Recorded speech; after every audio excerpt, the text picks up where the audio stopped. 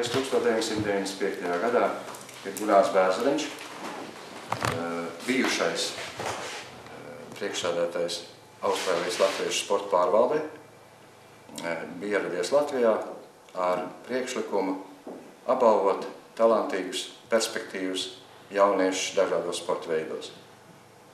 Jūs priekšā ir saraksts, un šajā sarakstā ir 65 jaunie sportisti. Protams, attiecīgajā gadā vairāk kā 20 sportisti arvien vēl ir aktīvi sportā vienā vai otrā līmenī, augstākā līmenī vai nedaudz zemāk, turpina nodarboties ar sportu. Pavisam 12 sporta veidu pārstāvjus šajos gados apbalvot. Tāpatās atsevišķus gadus balvas ir piešķīruši arī 2 fondi, un tie ir Jāņa Daliņa fonds, un otrs ir Jāņa Tīliba piemiņas fonds. Pēdējos 3 gadus Gunārs Bērzariņš vairs uz Latviju nebrauc, veselības apsvērumu dēļ. Goda viesis vienmēr ir Jānis Lūsis, kurš Gunāra Bērzariņa vārdā arī šogad pasniegs jums balvas. Mēs aicinājām arī Lauru Ikaunieci, nezinām apstākļu dēļ viņa nav ieradusies, jo Laura ir viena no tām, kur arī ir saņēmusi balvu, ja nemaldos 2008. gadā.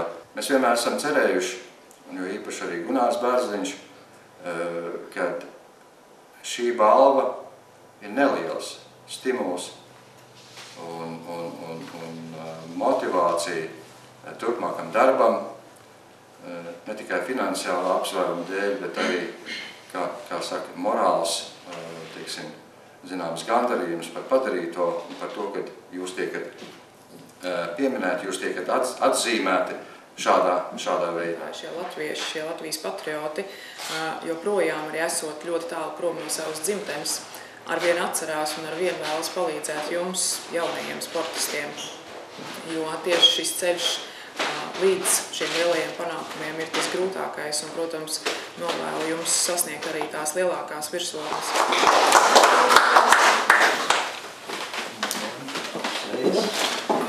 Pirmiem panākumiem, bet ceļš galvās vēl ir priekšā tācēs. Pirmajiem panākumiem jaunībā, bet vēl jau tikai tas skāpums ir neceļ.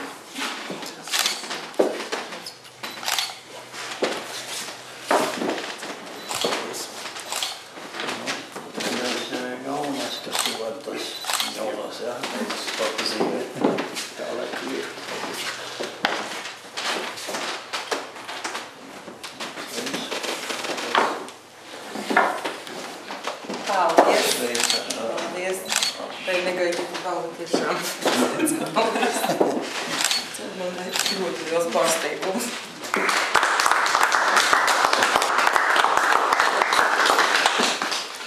Es piedalījos krosā un sporta skoloties ieteica aiziet uz vieklā, tik pamēģināt, kas tur iznāks.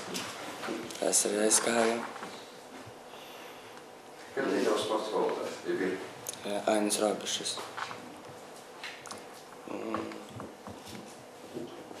Jā, un tā ir panākumi. No 2008. gada sāka pie manis trenēties C grupiņā. Jau C grupiņā kļuva pirmo reizi par Latvijas čempionu kārtslekšanā. Bet lielākie panākumi viņam sasniegti ir tieši šogad augstslekšanā. Un paradoxāls ir tas, ka C grupā viņš augstslekšanā vēl es tagad atceros, tas 5 gadi atpakaļ palika tikai 4. B grupā vispār viņam nekādu panākumu nebija, jo parasti augstlecēji tādi 2-metrīgi vīriņi ir, bet šoreiz viņš kaut kā atvērās A grupiņā un sasniedza lieliskus rezultātus. Kļuvis par Latvijas jaunatnes olimpiādes čempionu, par Latvijas čempionu A grupā jauniešiem, kā arī, es domāju, tas kā mana trenera varbūt un arī audzēkņa lielākais mūža panākums ir tas, ka viņš iegūta 4. vietu Eiropas jaunatnes olimpiādē. Puisim ir doma sevi saistīt ar sportu, varbūt nākošais gads viņš mēģinās iet uz Murjāņu sporta skolu, sporta gimnāzija. Nu, vēl jau gadiņš jānomācās parastā skolā, viņš mācās 9. klasē, jāpabeidz 9. klase. Nu, viņam ļoti tāda neparasts liktenis ir izveidojies. Viņam ir 3 brāļi, māsa, un viņš vēl 5. bērns. Nu, un apbrīnoja to, ka viņš nav, viņam, kā varētu teikt, ka viņš ir bārenis. Un ka viņš spēja sevi saņemties, un visi brāļi un māsas, visi ir, kā saka, savā vietā, mācās kārtīgi jaunieši. Ar vieglietu nodarbojos kopš 2. klases. Mana pirmā trenerīte bija Aija Indriksona, bet pēc tam par manu treneru kļuva Raivis Maķevics. Tagad man pašreizējā trenerīte ir Valentīns Moča. Es mācos Murjāņu sporta ģimnāzijā. Pabeidzu sporta akadēmiju. Tagad Murjāņos trenēju mešanas grupu meitenes. Principā talantīgo bērnu diezgan daudz. Tikai jāstrādā.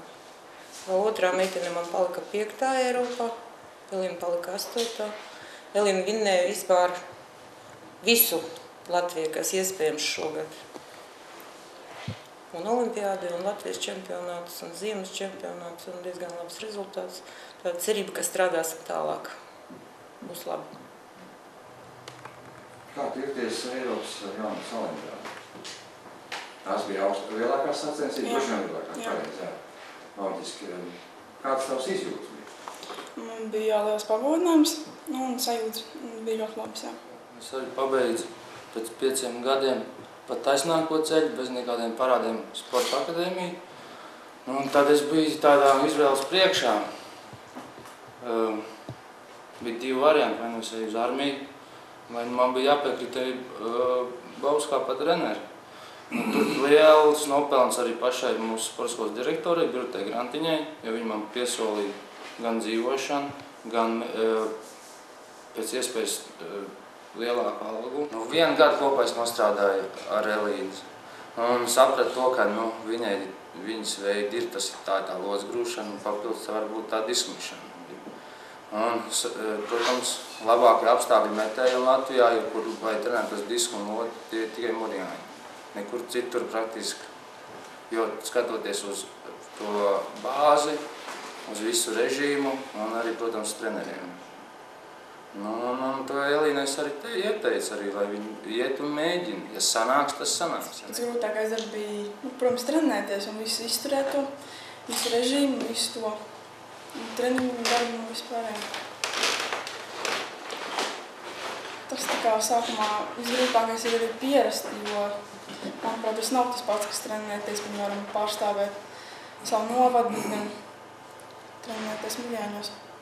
Vajag nevis vienkārši gribēt nākošais pēc 2, pēc 5 gadiem būt labiem, bet patiešām gribēt.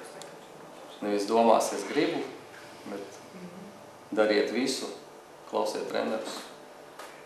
Un pēc gadiem 7 kopā ar saviem treneriem un lūdzu brauciet uz olimpiādu. Pēc 3 vēl ne. Viss jau, protams, ir atkarīgs no jums.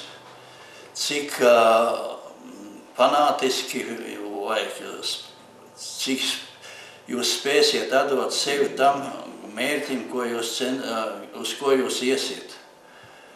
Un tiešām, lai to sasniegt, tas tiešām jums jākļūst par tādiem sporta fanātiķiem un tiešām jādod sev visu, ka tas ir galvenais jūsu mērķis dzīvē, lai viņš arī jums piepildās.